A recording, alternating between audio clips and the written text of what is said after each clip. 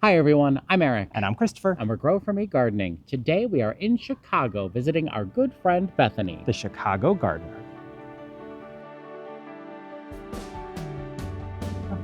Welcome to Not Our Garden here in Chicago, Illinois. We are here visiting our very good friend Bethany. Thank you. I'm so glad you're here. And we are so happy to be here. Thank you for having us. Of course. Thank you for sharing your garden. She has three beautiful, currently beautiful garden spaces.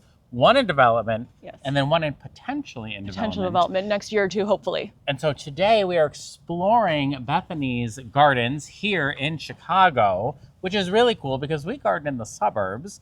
Bethany gardens in the city, but we grow a lot of the same plants because we're the same growing zone. We are now. We're zone 6A.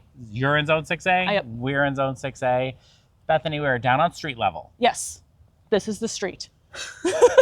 Tell us, what is going on out here? Okay. All the things. I love your neighborhood. Thank you so much. So I'm going to just preface this with this is a difficult spot to grow in, and I'm not done making it look pretty. All right. But this is what we in Chicago call the parkway. All right. So the area between the sidewalk and the street. And when we first moved in 2020, it was a bunch of dead boxwoods. Okay. So we had 3 of the borders removed, and we've been trying to figure out what fits there. So issues we have, the cars parked right there, all the exhaust, when they're salting the streets, that can get in the bed, and we don't technically own this. So really? Yes. Anytime the city can come, and if they need to fix something or dig up a tree, they can do that. So I don't want to put anything precious in here that I'm worried about dying. These are your these are your famous Railscapes, yes, right? Well, they're not mine. I didn't invent them. Well, you're the person that I first heard about. Yes. And they're very cool. Well, I found this woman online who, her name is Deborah, and her company is Plant Traps. And she has 2 different products, and they're both specifically for container gardeners, balcony gardeners, to give you more space instead of just laying your pots on your deck. So what these do, these are the second of the 2 products, but they're called Railscapes, and you just squeeze the little bars together between the railings, and you can put your plants on the outside of your balcony railing, deck railing, whatever it might be.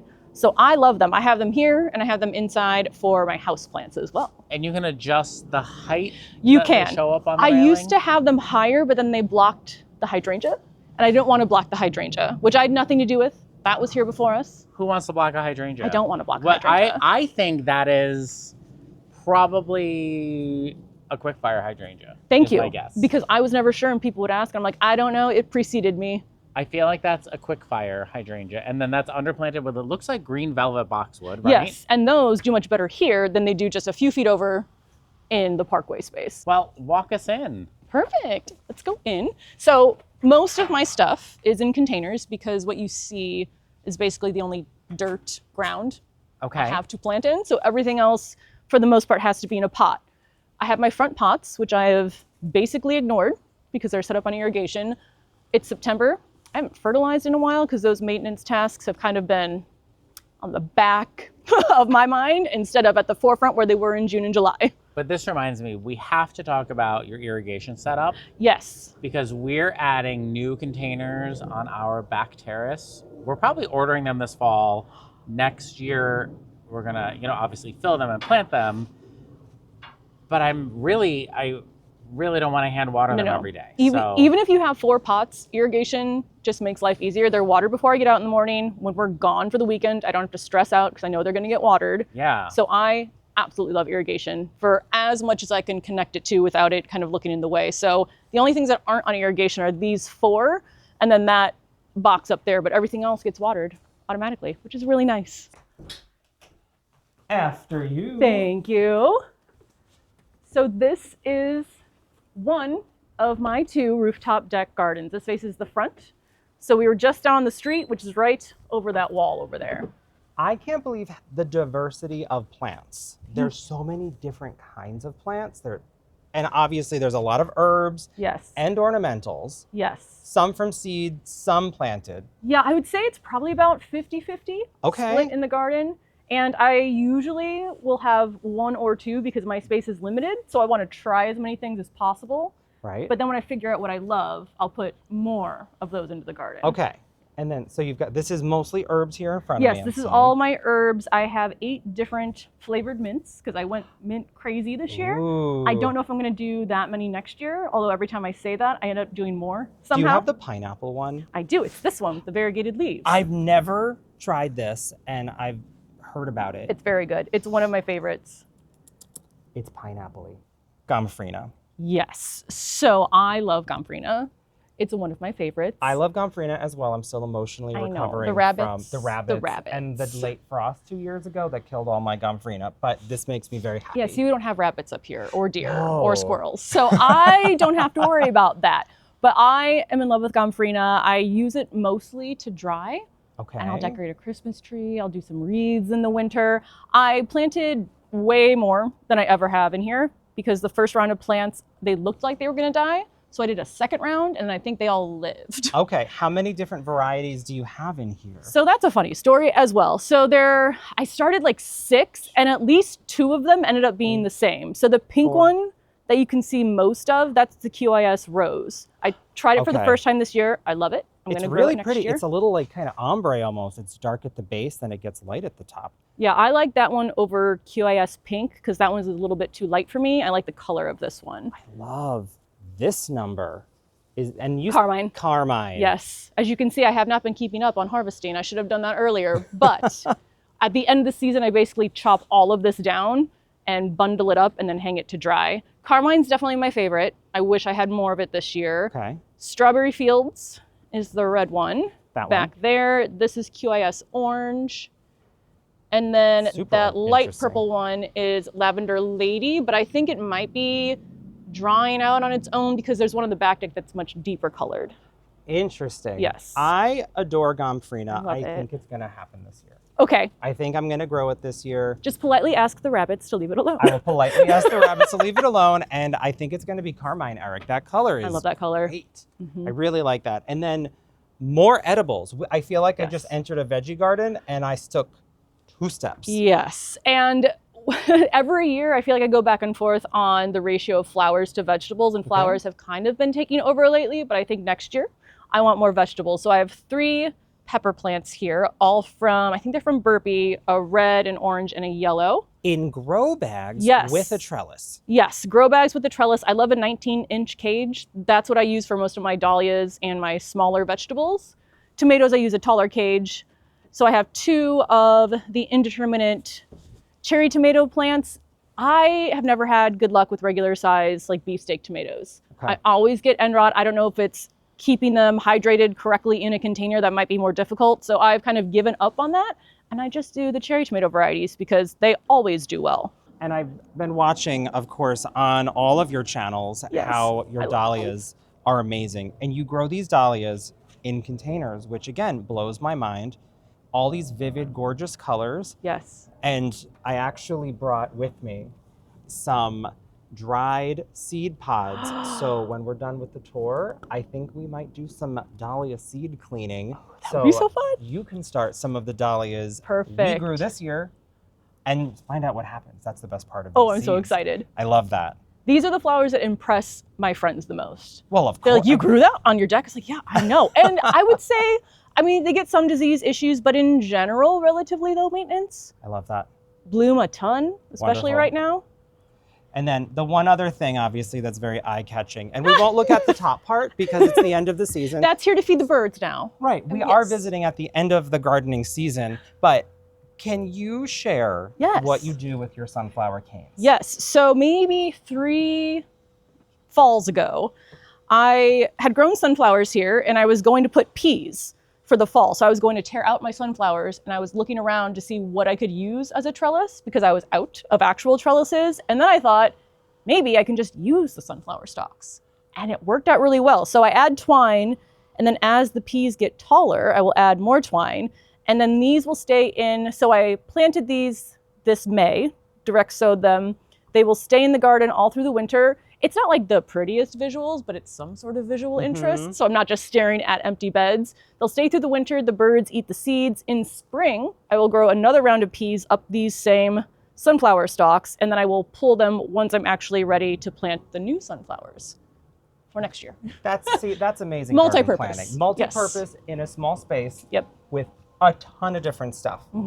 Let's go check out the back. Okay, perfect. Bethany, your flower studio is incredible. Thank you. It's adorable. I love everything about it. I love your giant island that you have for space. I love your drying racks, which I know as a fan. This is my favorite. That they are curtain rods. They are curtain rods from Amazon. 18 inches apart. 18 inches apart, How do I know that? Because I follow you closely. Told you a million times. Well, because we were originally going to do 12 inches apart. And then when we were actually looking at it, 18 was much better. I'm so glad we went with that. And I think that this is just like a beautiful wall decor. It is. It's pretty. Even if you have no intention of ever moving these, I just think this is so pretty. Yeah, and actually, honestly, I was nervous when I did take the flowers off, which usually happens when I decorate the Christmas tree. I was worried I wouldn't like the look of the curtain rods, but they're fine. They're just some gold rods on the middle of your wall. And then you usually take these off come holiday season. Decorate a Christmas tree right here. And then, so they're probably empty from about January till June when I do my first harvest of things I'm going to dry. Well, take us outside. Perfect. So this is the other rooftop deck. And it's the one where I spend the most time. We are here on your back deck. We are in the city of Chicago, so you will hear some city noises. So apologies for it looks like construction's going on the other side of the alley over there. Yes, there's always construction going on if it's not snowing. But right behind me are dahlias. Yes, more dahlias. So behind you is probably my favorite one, I'd say. I wish I could just turn it. So you can technically turn the grow bags. I have done that a few times, but that is Otto's Thrill. And pink is my favorite color. So that's probably my favorite dahlia. That is pretty. Incredible. And I decided on a whole wall of dahlias. Well, I had zinnias too, but those got powdery mildew. So they are out of my garden now for the season. I mean, that's what happened. So take us through. This is a much different vibe than the other deck. Did you have that intention or did that just happen? I did. I sort of had the intention of making this more of a formal garden. So I don't really have any vegetables, fruit, anything out here that I harvest. I do harvest on the flowers, but this is where I spend most of my time. So I wanted this to be the pretty, relaxing garden. I also tried to stick to a smaller color scheme, which I don't really have a color scheme on the front deck. I just plant whatever. So pinks, purples, and oranges. But then over time, things that were either mislabeled or when I needed to fill a hole, there are some more colors that have snuck in here. But I think this one feels much more calm, which is the feeling I wanted. And the sunrise is right behind that church. So the view out here in the morning is my absolute favorite. What is this plant right behind you? So this is the rose gold celosia. And I might have harvested some. We can see if we can get some seeds from it. But these have done, it's my first year growing this variety. These have done so well in my raised beds. You know, other things, cosmos have died, zinnias I've had issues with. These are just going strong and taking over, and the bees love them so much. Does it bloom pink and then turn gold? Is that why it's rose gold, or is that the color? That's a fresh bloom. This is pretty much how it looks. I mean, this one's a little bit fresher, so there's more lighter pink. It does get a little bit more, maybe like brownie gold as they start to age, but it's not a drastic color difference, I'd say. Now, as we move down this border here, the combination that is catching my eye that I think is to die for, that is a must repeat, is this. Yes, you knew exactly I know, where it's I my was favorite. going. More of the Gomphrena. And are these sun patients? They are. These are the orchid blush. And I don't know if you can tell right now, but when the sun hits them, they sparkle a little bit, which I love. This is the lavender lady. They're actually not in the same container. This one is in the elevated bed behind this pot. But next year, I'm planting these together because I like that color combo. There also are some other plants with the sun patients, but if you want a plant that will take over and fill a container, this is two plants in a 12-inch container. They have taken over. Again, as I've kind of stopped doing as much maintenance, these have stayed just as beautiful as they did when I was fertilizing as often as I should have, or pruning as often as I should have. They've always looked like this. I mean, that's a beautiful combination. I love the anemone peeking out back here. I'm going to see if I can get that to stay alive over winter. We'll see. Because I think almost everything here is an annual, because I will pull them and plant bulbs. Okay. But I would love to get some more perennials in here just to cut down on having to plant things every single year on all of the empty spaces. In front of me is just the beginning of your hydrangea collection. Yes, which was inspired by you guys. Oh, Well, I've really? always loved hydrangeas, but I didn't think I could necessarily grow them in containers because before I started container gardening, I've just always seen giant hydrangea bushes. I didn't really know compact plants existed, but you guys have hydrangeas. How many hydrangeas are you up to now? I think it was 189. 189. I think I have 11. So That's how many we need to get to 200. you can just take all of these with you. How much can we fit on our carry-on? But you guys have your hydrangea room now. So I was like, I'm going to try to create a mini hydrangea room of my own I love it. on this deck. And these are actually my oldest hydrangeas. I've had them for 2 years. And are these, Tiny quickfire. they are tiny quickfire? And I got them Or from little quickfire? tiny They're quickfire. the tiny ones? Oh, right. I got them from the Grand Garden Show 2 years ago. They were in a very, very small pot. And these go into the garage over winter because I think they do need a little bit of extra protection. in the Really? containers. Even though they're hardy to zone 3? So the issue that we have is not just the cold, but the springs here are so wet that the majority Okay. of the plants that have died over winter have actually died from too much moisture. So if And you, not the cold. So I don't know if everyone knows, but if you are gardening in containers, the rule of thumb is what as far as zone hardiness 2 goes? zones colder. So if we're 6A, I would want to look for things that are 4A just to be safe because you never know how far off from average the winter is going to be. I like to go for a 3 if I really don't want it to All right. die. I've tried a 5. 5s have died. So I And know you I have probably a can get away very with wet that. spring, and that's Very the cause wet, of it. very cool. So it takes a while to heat up, so the soil just stays wet. Wet and cold. Yep. And a lot of plants don't like to be wet and cold. No, and they'll break dormancy and then stop and then die. So that's why I think it's less the Oh. temperature and more the soggy soil. That's interesting. I know, I and killed a lot of unfortunate. plants. I know. But you've learned over time, I've and now learned. you're passing it on Yes. to everyone who's Yeah, so listening today. honestly, thing with bulbs, most of the things that have died, it's been more the moisture. So like protect your plants over winter from moisture. You still want to water them, but maybe control it yourself instead of letting Mother Nature Yeah. do it for you.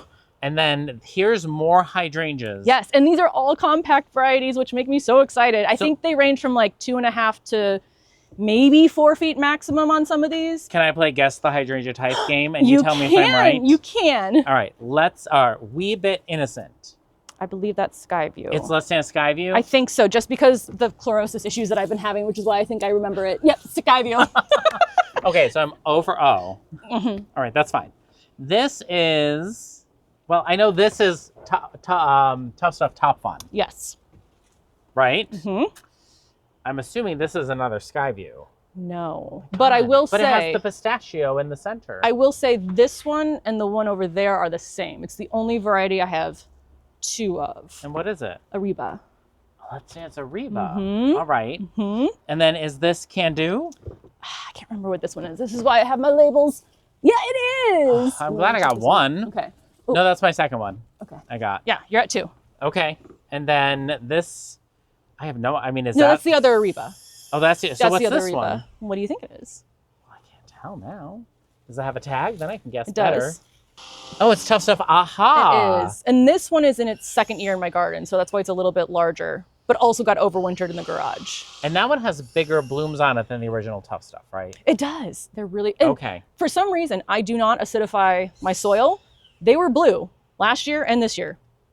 Really? I know. The weirdest thing. So I'm going to Interesting. see what it looks like next year. And then we have one more Mm-hmm. that bloomed early. And it's faded. This is the Wee Bit Innocent.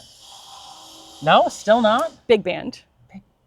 I'm embarrassed, guys. But you haven't, I don't know, did you see the Wee Bit Innocent yet? No, where is, oh, it's probably Right that there. teeny tiny This one had the most density of blooms. Obviously, Okay. they're starting to dry now. This one was probably my favorite of all of them that I had. And they're all compact. They all Yep. stay small. And I think this is the smallest. Yes, that one Yep. is pretty small. And it doesn't rebloom as much as Yeah. these other varieties. So I'm hoping they can stay in the containers they're in. I might refresh the soil, add some compost, but I'm hoping that size container, which Where is did 12 you do this inches, one? they can stay in. Oh, this is another Firelight Tidbit. It is. So you have 3 of them now. Sorry, that's Firelight Tidbit. Those are the tiny quickfires. Oh, I love that one. Before we go to the new spaces and the soon to be potentially in the next couple of years space, Yes. they're so beautiful. I wanted to get Bethany's irrigation system situated and figure out how you're irrigating all of this from this hose bib. Yes. And one thing that I knew I really, really wanted was some sort of faucet on the deck, because I have gardened in other spaces before we moved here where we had to hook up a hose to a sink inside or use a watering can. Right. So this saves me so much time just having it accessible out here. So I have hooked up both a hose, because not 100% of my pots are hooked up on irrigation, and because they vary in size, some need to be watered more often than others. And I set my irrigation for the least so that I don't overwater my plants, and then use the hose for anything in between. So that comes off of one part of the splitter. And then I have the Orbit Beehive timer, which I just switched to last year because you can control it from your phone. Yes, we have those on all of our irrigation at home. I love it. It makes life so much easier. I can run it from my phone. I can check it from my phone. It'll get alerts if anything. If there's like a rain notification, so it's probably not going to run. So I absolutely love that. And then I see that you have 1/2-inch tubing going in one direction, which is what I'm used to doing. Yes. But you also have 1/4-inch that's coming right out from the beehive. So tell me about the 1/4-inch first. So the 1/4-inch is what I had last year and the year before when I set this up. So this 1/4-inch tube runs over here. It supplies this center bed. Okay. It supplies all of my herbs, which that is my favorite part that I have set up to irrigation, because those dry out so fast. So being able to have those watered every morning helps out a lot. And then 2 of the pots over here. So that covers the smallest portion. I would say I'd probably do a 1/2-inch if I'm doing anything larger than that, but the 1/4-inch main line is perfect for what I have set up. Like, there's no pressure difference between the first and the last emitter. That's awesome. I wonder, Eric, if we'd be able to run 1/4-inch, because it'd be a little easier to hide on the terrace. So we'll see what happens there.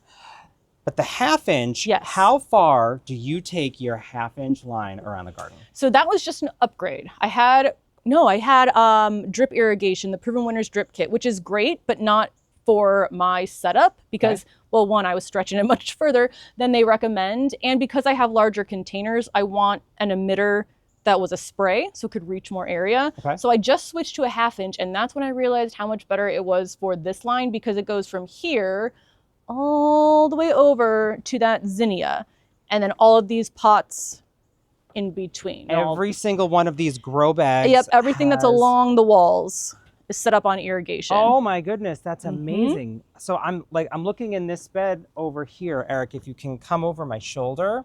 Oh, here's even better. This is a better example. So is this a spray? It is, and what I love about these is because I have different container sizes in my garden, I can adjust this based on how much water I want to come out. So if I do it to the right, the radius will get larger. It would get so large it would go out of the pot. And if I twist it all the way down, it almost works like a drip system. So for my smaller pots, I have it set to almost where it's a drip at a time. And then in my larger beds, I have it set to almost the largest radius so that it can cover the entire bed. We might need these in our garden. I think this is going to take care of areas where we have maybe multiple perennials. Yes. Because right now I have 1/4-inch brown going through, and the ones near the holes work. But not everything. That was my problem with the drip kit. Spray. And then so I have 4, I think, in here total. It covers the entire bed. Oh my goodness. Okay, yeah, so there's the 4 little green dudes, and that's enough to cover this whole area. Yep. This is revolutionary. This is changing my entire life. I love it so much. So all of my garden is watered except for maybe 8 pots out here when I come out in the morning. So that's all I have to hand water. That's incredible. It's nice, especially as I add more plants. So See, I can save time. You know, not only did we have an amazing time hanging out with Bethany and her husband, Andrew, but we are learning, and we are bringing that knowledge I've learned so much home. from you guys, so I'm glad I can give you some back. All right, I think we need to go and look at your brand new space. Yes. And then maybe we'll just peek over the edge at the maybe future space. Yes. Come on up here and take a look at Bethany's newest space. I'm so excited. More room for plants. More room for plants, more room for a lot of stuff. This is gorgeous. Thank you. And shade, which we don't have, which is great for the plants, but not necessarily great in the middle of summer when I want to sit outside in the garden. I noticed when you enter, you're kind of brainstorming right now, having an arch to walk So I was underneath. inspired by your arch. So I know that I want to have that at the entrance, but I don't know yet what I want to have grow up it. I think there's a lot of possibilities. I mean, we're big climbing rose fans. I know I think that's great. There are some nice varieties out there that don't have too many thorns on them. That would be so pretty to walk under. It would really, I mean, what do you, oh, I can't ask Christopher. He doesn't have a microphone on. We'll get his opinion later. But these are nice deep planters. Yes, so they come with those inserts, but I think after kind of going through the options, this will probably work the best to keep it secure. And then I have extra planters. You have this big, beautiful space. Yes. Tell me about like the thought behind it, So how it came about. we had a deck on the garage, but it was rotting Okay. and pieces would fall off in the wind. So we knew at some point that we had to get it redone. And we've been here 4 years and we barely ever used it. I mean, the grill is out here, but it just wasn't really a space you wanted to come hang out on. And once we had the deck removed, we also realized the rooftop was rotting into the garage because that's how construction works. So we started the process last November, talking to companies to try to figure out a design and what we would want here. I think construction actually started in June, and just I think the day before you guys got here, they put up the privacy screens. Last thing is some stuff with the railing, but they told me I can start moving things out here. I mean, these are really cool. What is this? This is, they call it laser cut? Yeah, it's laser Yeah. cut, and we could choose from the different patterns, which was nice. So we're gonna have some shade, which means I need some shade plants or part shade plants here. Yes, you which do. isn't something I usually grow except for in the parkway. And so all three of the spaces we've seen so far all have different vibes. So They what do. are you thinking about for this space? So usually I'm not a modern type of style person, but I think with the pergola, I think it is gonna feel more modern down here. So I'm gonna go for more modern shapes, colors, maybe plants that I don't normally have Okay. going on there. I would also love to have more perennials. If this could be a lower maintenance spot, When we want a really low maintenance space, I immediately think of evergreens yes, would love and that. shrubs.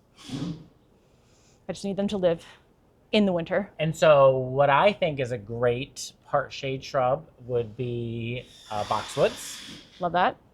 Yews do well in part shade to shade, and you Okay. don't have deer up here to eat them. We don't. So that If would we be did, great. I'd probably be like, you know what? You made it here. Go ahead. You deserve it. Yeah, you made you it got all here the way to the somehow. roof. Eat away. I think having like the structure of some evergreens would be really nice up here. Obviously, I'm gonna promote hydrangeas, Good. Okay.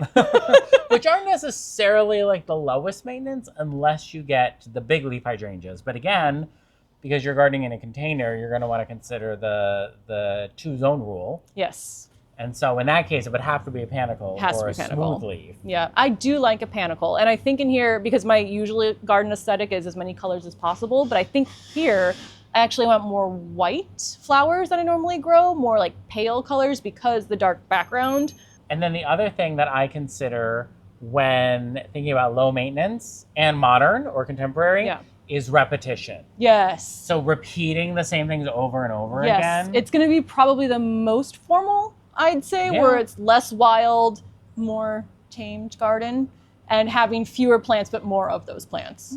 Yes, Christopher. Question from the back. Sun King Aurelia. Sun King Aurelia is a great idea. Ooh. Good idea, Christopher. That bright chartreusey foliage. That would look really pretty against the black. with the white hydrangea Yes. and the evergreen foliage. So what I'm hearing is that you guys are coming back next spring and helping me plant this space. Of course, as long as our room is still available. It will be available only for you guys now. Well, we'll be here.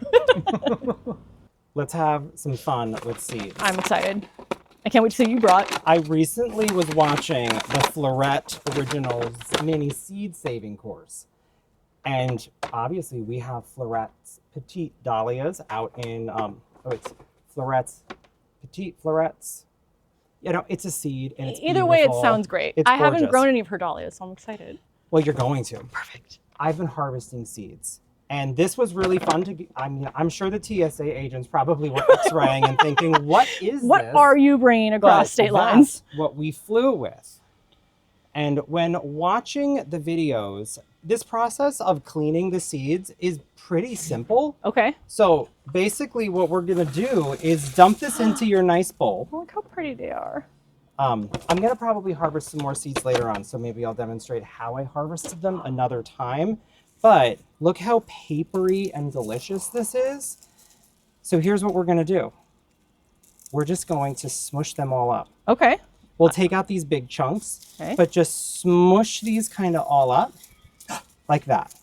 I can do a smush. There we go. Just a little smush. So what we're looking for, now some of these I don't think are perfect because I'm not a master seed saver, but let me find a good seed in here. The good thing is we don't need a lot of seeds. We just need... Especially if you're gardening on a deck. You need like 2. Right, we just need 2. Let's find a good seed. Here we go. This looks like a good seed right there. That little tiny bit, that's what we're looking for. So we're going to open up these dahlias and get rid of our big chunks. And then we're going to winnow, which I think is my new favorite word. I'm excited for that.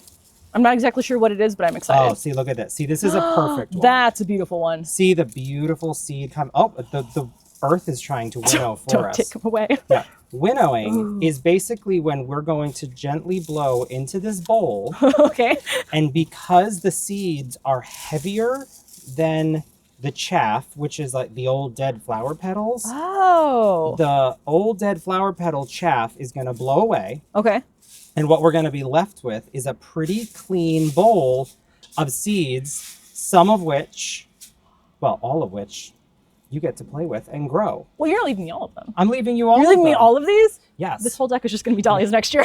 The whole deck. Nothing else. All right. So Okay. should we try this at the same time first? It's either going to go really well or really terribly. Okay. All right. So we'll just gently blow. I'm going to try to blow like this way. Okay. Do you want me to do the same way or the other way? Let's go the same way. Let's Same try to way. blow towards the right. Okay. Okay. Ready? Yes. 1, 2, 3.